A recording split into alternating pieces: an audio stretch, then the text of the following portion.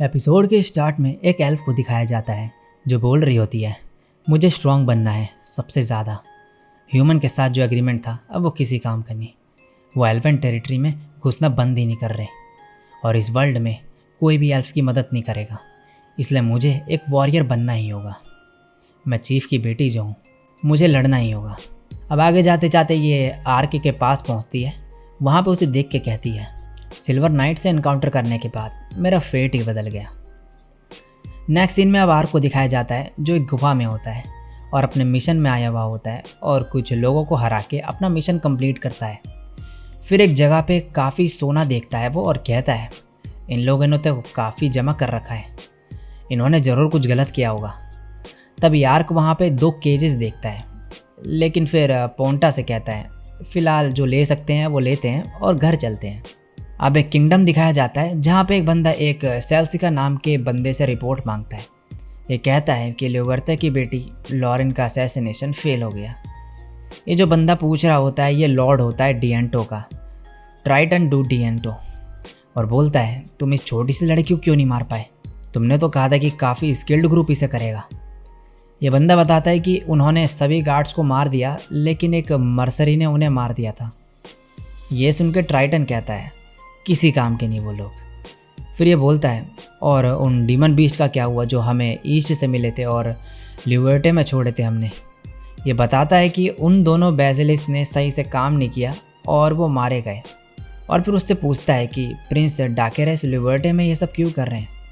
ये कहता है कि ये डिमांड है ईस्ट से, वो हाइनेस को प्रोटेक्ट जो कर रहे हैं। अगर नॉर्थ किंगडम का लैंड प्रिंस के कंट्रोल में हो तो ईस्ट पूरी तरीके से फोकस कर सकता है वेस्ट में अटैक करने में। सेल्सिका कहता है ल्यूवर्टे के साथ वेस्टर्न एम्पायर के प्रिंस सेक्ट है, तो हम ये पब्लिकली अनाउंस नहीं कर सकते कि हम डाकेरेस के साथ मिल चुके हैं। ट्राइटन कहता है अगर ऐसा हुआ तो सेक्ट का ध्यान जरूर हम पे आएगा।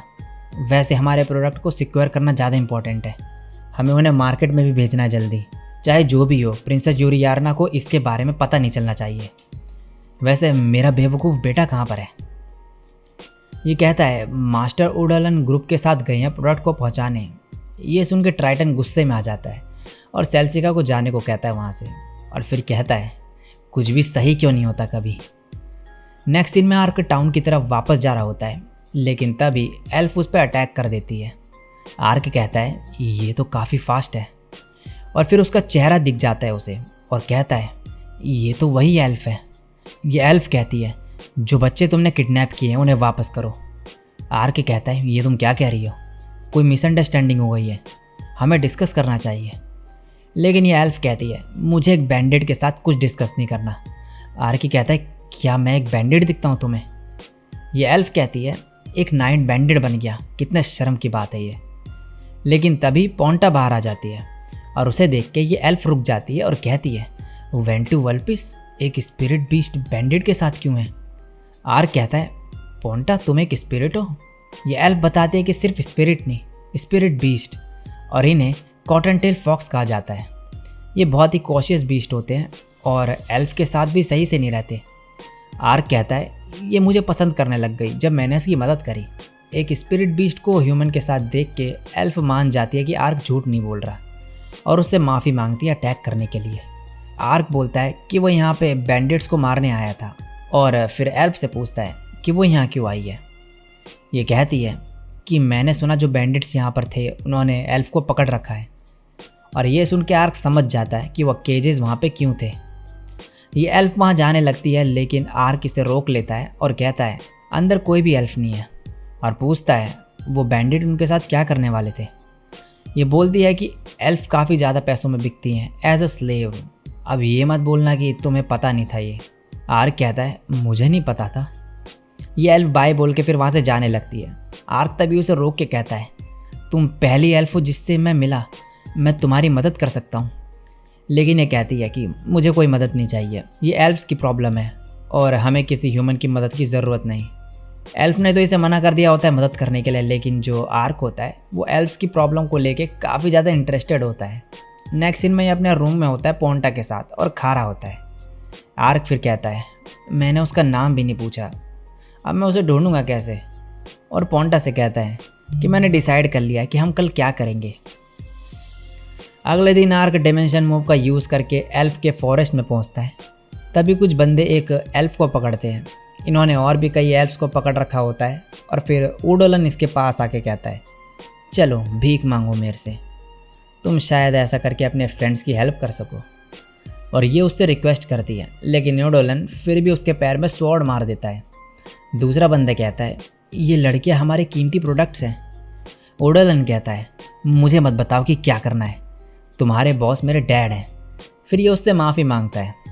ये सब आर्क देख रहा होता है दूर से और कह रहा होता है उस लड़की ने कहा था कि एल्फ को कोई मदद नहीं चाहिए, लेकिन मैं इसे नज़रअंदाज नहीं कर सकता। लेकिन तभी वो एल्फ बाहर आ जाती है और इन्हें मारने लगती है। एक बंदा ऊडोलन से कहता है कि ये डार्क एल्फ है, एक रेयर प्रोडक्ट, इसे ज़्यादा पैसों में बेचा जा सकता है। ऊडोलन कहता है जो करना है वो करो। एक बंदा फिर तभी इसके पास आ रहा होता है, लेकिन ये एल्फ उसका हाथ काट देती है और बाकियों को भी मार देती है। ऊडोलन कहता है आखिर ये है कौन? दूसरा बंदा कहता है इसमें कोई शक नहीं, ये एल्वन वॉरियर है। ये एल्फ आधे लोगों को मार देती है। फिर ये देख के जो आर्क है वो कहता है ये तो काफ़ी स्ट्रॉन्ग है। तभी ऊडोलन इन बच्चों के ऊपर स्वॉर्ड रख के एल्फ को रोक देता है कुछ भी करने से। और बाकी के जो बंदे होते हैं इसके पास आ जाते हैं और ये रोने से लगती है थोड़ी। लेकिन तभी आर्क बाहर आ जाता है और ऊडोलन के पास जाके उसे जोर का एक मुक्का मारता है। इसके बाद ये एल्फ जो है सबको मार देती है। अब यहाँ पे जो है ताला लगा हुआ होता है, तो आर्क कहता है मैं इसे खोल देता हूँ। ये एल्फ उसे हेल्प करने के लिए मना करती है, लेकिन जो आर्क है वो फिर भी उस ताले को तोड़ देता है। लेकिन उसे देख के जो है सब बच्चे डर जाते हैं। तभी एल्फ आ जाती है और ये बच्चे उसके पास आ जाते हैं। एल्फ फिर इनके गले में एक कॉलर देख के कहती है माना बाइट कॉलर। आर्क पूछता है ये क्या होता है। एल्फ बताती है कि ये हमारा स्पेशल स्पिरिट मैजिक सील कर देता है और कहती है इसलिए ये भाग नहीं पाए, लेकिन मैं इन्हें निकाल नहीं सकती। तभी आर्क आके उन्हें मैजिक से निकाल देता है और इस बच्चे की चोट भी ठीक कर देता है हीलिंग मैजिक से। ये सब देख के जो है एल्फ हैरान हो जाती है, क्योंकि आर्क इतने सारे मैजिक यूज़ कर सकता है, और कहती है ये कोई नॉर्मल नाइट नहीं।